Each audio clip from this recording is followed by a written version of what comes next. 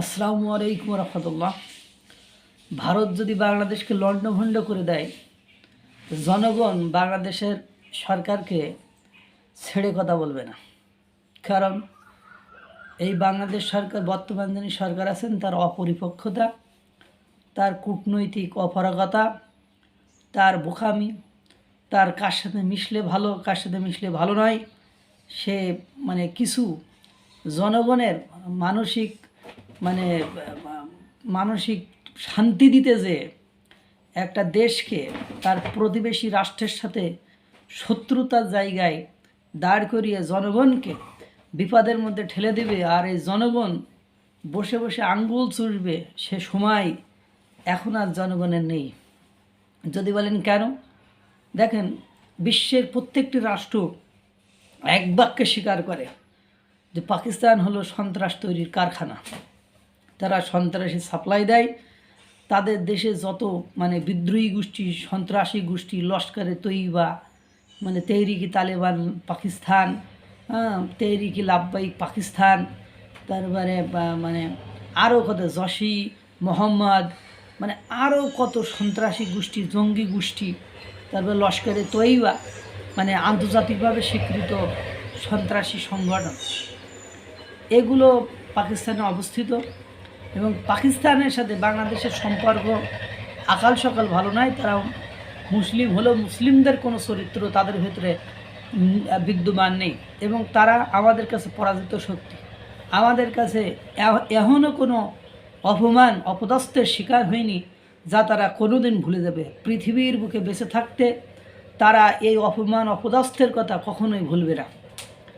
সেই অপমান অপদস্থ হওয়ার প্রতিশোধ তারা তো সরাসরি দিতে পারবে না। এই জন্য তারা ঘুরিয়ে পেঁচিয়ে যে কোনো ফরম্যাটে বাংলাদেশকে, তার বন্ধু রাষ্ট্রকে শত্রু রাষ্ট্রে পরিণত করে প্রতিশোধ তো নিতে চাইবে।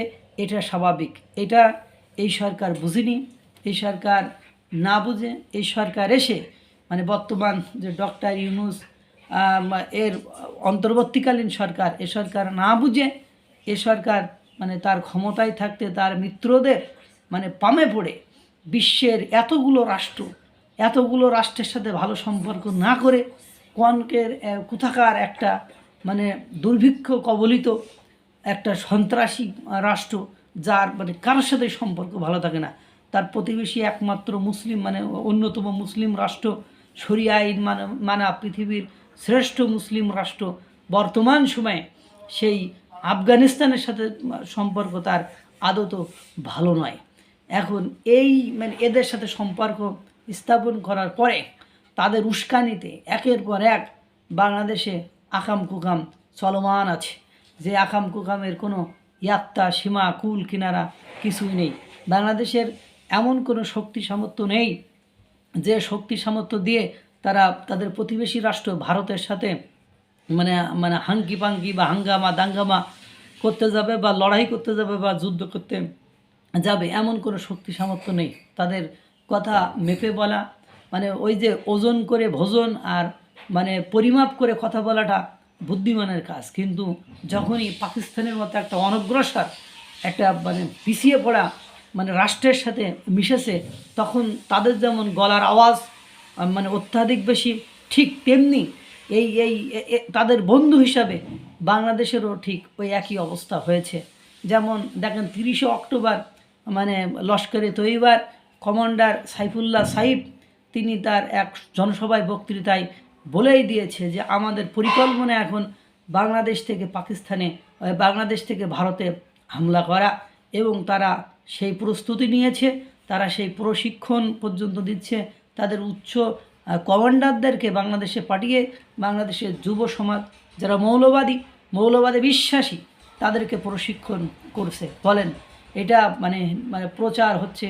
এই ভিডিওটিও বিভিন্ন ভারতের গণমাধ্যমে প্রচারিত হচ্ছে। তারপরে আরেকটা জিনিস খেয়াল করেন যে জয়শি মোহাম্মদ যে সংগঠনটি ভারতের দিল্লির লালকেল্লার পার্কিংয়ের স্থানে বিস্ফোরণ ঘটালো, তারাও কিন্তু পাকিস্তানের সাথে ওতপ্রোতভাবে জড়িত। তাদের নেতা, নারী নেত্রী সাইদা আজহারি, তারই নেতৃত্বাধীনে তারই নির্দেশনায় আক্রমণ হয়েছে। আজ এই কারণে এদের সাথে, কারণ বন্ধু যেমন পাকিস্তানের সম্পৃক্ততা মিলছে, পাকিস্তানে মানে যখন বড়াইব তখন তার বন্ধু হিসাবে কিছু পানিশমেন্ট তো আপনারই খাওয়া লাগবে। আর এটা বাংলাদেশকে বোঝানো বড় দুষ্কার হয়ে গেছে। যারা ক্ষমতায় আছে, ক্ষমতা চর্চা করছেন, তারা ভাবছেন কি আমাদেরকে মানে সাপোর্ট করতেছে, আমাদেরকে দেবে তা দেবে। আরে ভাই, তার নিজের দেশকেই তো সে রক্ষা করতে পারে না। সে নিজেরই লোকের হাত পা ধরে মানে পা সেটে পদলেহন করে, তারপরে ডোনাল্ড ট্রাম্পের মানে কাছে নতি স্বীকার করে, ডোনাল্ড ট্রাম্পের আনুগত্য করে, দাসত্ব করে সে কোনোভাবে টিকে আছে। সে আফগানিস্তানের কাছে ধরাশয়ী হয়, সে তার দেশের মানে বিদ্রোহী গোষ্ঠীদের কাছে ধরাশয়ী হয়, সে তার দেশের লোকের কাছে মাইর খায়। আর এদের সাথে সম্পর্ক করে এদের সন্ত্রাসী দেখেন না, মাঝে মাঝে টিটিপি, তেহরিকি তালেবান পাকিস্তান মানে তারা বাংলাদেশে ধরা পড়েছে, জঙ্গি সংগঠন রূপে তারা ধরা পড়েছে। তারা বিভিন্ন ধরনের অপকর্ম অপদস্থ করার তালবাহানা করছে। পাশাপাশি তাদের মদতপুষ্ট হয়ে তারা মানে বিভিন্ন সময় বিভিন্ন বক্তব্য দিচ্ছে। তাদের মানে কাছ থেকে অনুপ্রাণিত হয়ে বাংলাদেশের কিছু মাওলানা উগ্রপন্থীরা তারাও আবার মানে বক্তব্য দিয়ে দিচ্ছে, একে নিষিদ্ধ করো, ওকে ধরো, তাকে মারো, একে কাটো, ওকে কাটো। এই যে বিভিন্ন বক্তব্য দিয়ে মাঠকে উত্তপ্ত করেছে। এক পর্যায়ে যে তারা মানে আইএসআই তারা ঘাঁটি কাটছে, তারা মানে তাদের জাহাজ বাংলাদেশে মানে যুদ্ধ জাহাজ বাংলাদেশে আসছে। এরপরে গরম গরম বক্তৃতা দিচ্ছে। আর গরম গরম বক্তৃতা দেওয়ার কারণে ভারত বিভিন্ন প্রস্তুতি বাংলাদেশের সীমান্তবর্তী অঞ্চলে তাদের সেনাঘাঁটি স্থাপন সহ বিভিন্ন প্রস্তুতি নিচ্ছে।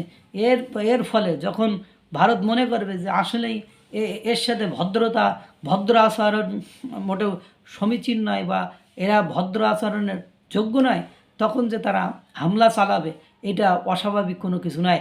যেমন দেখেন আপনার দিল্লির লাল কেল্লা অঞ্চলে মানে যে হামলা চালিয়েছে, সেই হামলার 24 ঘন্টা পার হতে না হতেই পাকিস্তানের ইসলামাবাদে, অর্থাৎ পাকিস্তানের রাজধানী ইসলামাবাদের পাশে মানে আত্মঘাতী বোমা হামলায় মানে 12-র অধিক লোক, 12-15 জনের লোক মারা তো গিয়েছে, 30-এর অধিক লোক মানে মারাত্মকভাবে জখম হয়ে আহত হয়ে তারা হাসপাতালে ভর্তি আছে।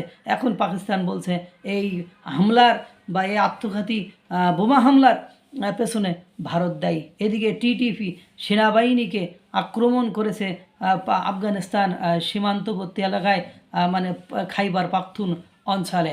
এরপরে দেখবেন আরও বিদ্রোহী গোষ্ঠী, এবং আজাদ কাশ্মীরের যে বিদ্রোহী গোষ্ঠী আছে, এরপরে দেখবেন বেলুচিস্তানের বিদ্রোহী গোষ্ঠী, তারপরে দেখবেন তেহরিকি তালেবানে পাকিস্তান, ওরা তো আছেই।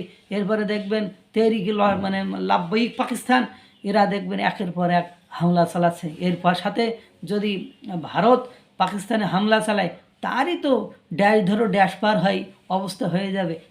বাংলাদেশকে সাহায্য করবে, কি সাহায্য করবে? সেই তো লোকের দয়া দাক্ষিণ্য মানে মানে তার উপরে টিকে আছে। তার দেশের মানুষ না খেয়ে দুর্ভিক্ষে অনাহারে পড়ে আছে।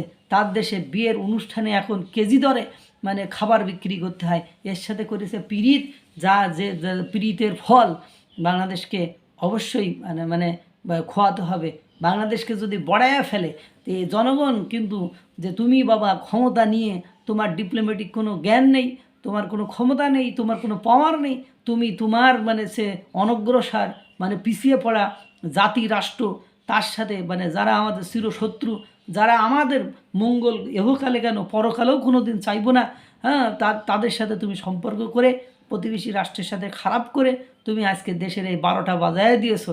তোমার অস্তিত্ব মানে আমরা মানে থাকতে দিব না, বা তোমার বিচার আমরা করে ছাড়বো, এরকম পরিবেশ পরিস্থিতির মানে সম্মুখীন এই সরকারকে হতে হবে ভারত যদি কোনো কিছু করে ফেলে। এখনও সময় আছে মানে সঠিক লাইনে চলে আসার। এই ধরনের মানে বিপদগ্রস্ত মানে রাষ্ট্রের সাথে সম্পর্ক করার কোনো দরকার নেই। পৃথিবীর অনেক রাষ্ট্রের সাথে তো বাংলাদেশের সম্পর্ক নেই, তাদের সাথে লেনদেন নেই, মারা কি গিয়েছে। আর পাকিস্তান আপনারা দিব কি? তার সব কিছুর মূল্য বাংলাদেশের চেয়ে বেশি, তার সব কিছুর মানে দাম বাংলাদেশের চেয়ে বেশি। তারা বাংলাদেশকে ওই যে পপি বীজ, মাদকদ্রব্য, নিষিদ্ধ মাদকদ্রব্য, ওই মাদকদ্রব্যই দিতে পারে। তারা মানে তারা অস্ত্র দিতে পারে, কিন্তু তারা সন্ত্রাসী সাপ্লাই দিতে পারে, কিন্তু আজ পর্যন্ত 5ই আগস্ট থেকে 2000 মানে 25-এর আজ আপনার নভেম্বর মাস, এর মধ্যে বাংলাদেশের ভালো কি সাপ্লাই দিয়েছে একটা জিনিস দেখান তো। এখনও সচেতন হওয়ার সময় এসেছে তাদের সাথে সম্পর্ক ছিন্ন করা। আল্লাহ তাআলা সকলকে ভালো রাখুক, সুস্থ রাখুক। আসসালামু আলাইকুম ওয়া রাহমাতুল্লাহ।